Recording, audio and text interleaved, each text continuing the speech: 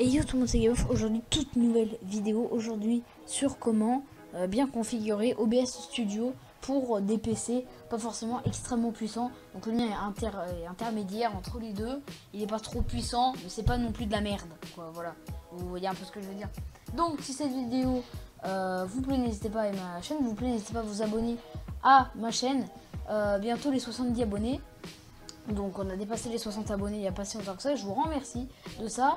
Et merci à toutes les vues qui sont faites sur mes vidéos. Je vois que les tutos et les RLTP vous intéressent pas trop, mais les mêmes vous intéressent beaucoup. Je continuerai toujours. Pour l'instant j'en ai fait que 5. Mais je compte bien en faire plus du coup. Donc on est parti tout de suite avec la vidéo. Donc ce qu'on va devoir faire, c'est déjà sur procurer OBS Studio. Ça c'est logique. Lien en description pour l'avoir. Ce qu'on va faire, c'est qu'on va commencer par créer une scène. Donc normalement vous n'aurez pas de scène. Donc vous allez commencer par créer votre scène. Donc, moi j'ai pas trop fait de scène parce que je règle pas souvent avec OBS, je règle plus avec Bandicam. Je règle pas trop avec OBS, mais j'ai fait au moins 2 trucs. Juste pour les tutos, des fois je règle avec OBS. Donc là on a mon PC, donc l'image, donc l'écran. Et vous pouvez créer plein de scènes, capture audio, capture... il y a des captures d'audio, des captures d'audio en sortie ou entrée, capture vidéo, capture de jeu, capture de fenêtre, diaporama, image, navigateur, périphérique vidéo, bref, etc. Et donc du coup, vous pouvez avoir jeu. Jeu, il va falloir cibler une fenêtre quelconque, donc là, fenêtre spécifique. Et là, on a toutes les fenêtres que vous voulez mettre. Donc, par exemple, là, j'ai Bandicam, ou sinon, je peux mettre Firefox, etc. Capturer une fenêtre spécifique, capturer les applications en plein écran ou capturer les fenêtres en premier plan. Donc, ce qu'on va faire, c'est qu'on va aller dans les paramètres d'OBS Studio. Ça, c'est un peu la base, en fait, les paramètres. Dans les paramètres, donc dans général, vous laissez à peu près tout comme ça. Dans stream, alors ça dépend si vous voulez faire du stream, mais vous pouvez en faire par exemple sur YouTube, sur Twitch. Voilà. Donc moi, je fais pas de stream, j'ai pas de chaîne Twitch. Peut-être que j'en ferai une, mais le stream, ce n'est pas ma passion. De 1, parce que je suis pas basé sur le stream et que j'ai pas du tout envie de faire du stream Minecraft ou Among Us ou tous les jeux qui peuvent exister ou Fortnite. Fortnite j'y joue moins, aujourd'hui j'y joue plus trop. Et surtout parce que j'ai une co en carton. J'ai une co faite à base de carton. Donc non Denis. Quand j'aurai la fibre, ok, elle arrive bientôt. Pour l'instant, ma co c'est du carton. D'accord? Donc, ensuite vous allez dans sortie. Là, dans sortie, ça va être intéressant. Donc dans streaming, vous aurez plein de choses. Déjà, vous aurez votre débit de streaming, donc c'est différent à votre co. Avant, j'avais cette co là, et depuis que j'ai déménagé, j'ai un truc en carton. L'encodeur. Donc, si vous avez des grosses cartes graphiques, pas comme moi, ça c'est pas une énorme carte graphique. J'ai une AMD Radeon Vega 8, donc une carte graphique qui est pas si pourrie ça, mais c'est pas le haut de gamme quoi. Chez AMD, c'est le milieu de gamme. Et on a le logiciel X264, donc x264.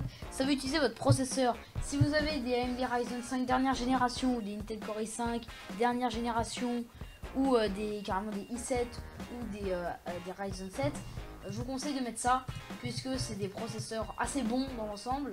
Par contre, si vous avez un i3 ou un Ryzen 3 plus ancien, je vous conseille de mettre votre carte graphique.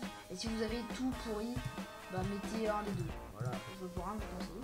Là vous avez le débit audio, je vous conseille de le mettre en 128 ou 160 pour le stream. Moi je le mets en 60 parce que je fais pas de stream. Voilà. Ensuite on a l'enregistrement, c'est très important. Là c'est où vous voulez enregistrer votre stream, moi dans mes vidéos. Qualité d'enregistrement, moi je vous conseille de mettre haute qualité, taille de fichier moyenne.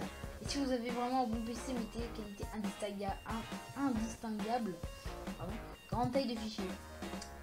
Ensuite on a le format d'enregistrement, donc là mettez tout en MP4 parce que presque tous les logiciels de montage utilisent le MP4, par exemple Shotcut ou Sony Vegas. Après, ou même Premiere Pro, on a l'encodeur. Donc l'encodeur là, vous avez même le logiciel pré-réglage x264, faible utilisation du CPU.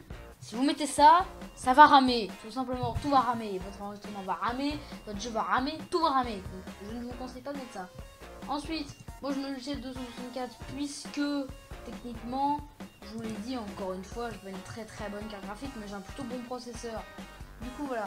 Après vous avez le matériel AMD, c'est une carte graphique AMD, mais soit vous avez une Intel, soit une Nvidia. Une Intel je ne conseille pas de le mettre, mais bon voilà. Ensuite, donc là sortie on a fini. Dans l'audio, je vous conseille de mettre en 44.1, mais moi je le mets en 48, ça dépend. Oui, voilà, je sais. Cadeau, je vous conseille de mettre en stéréo.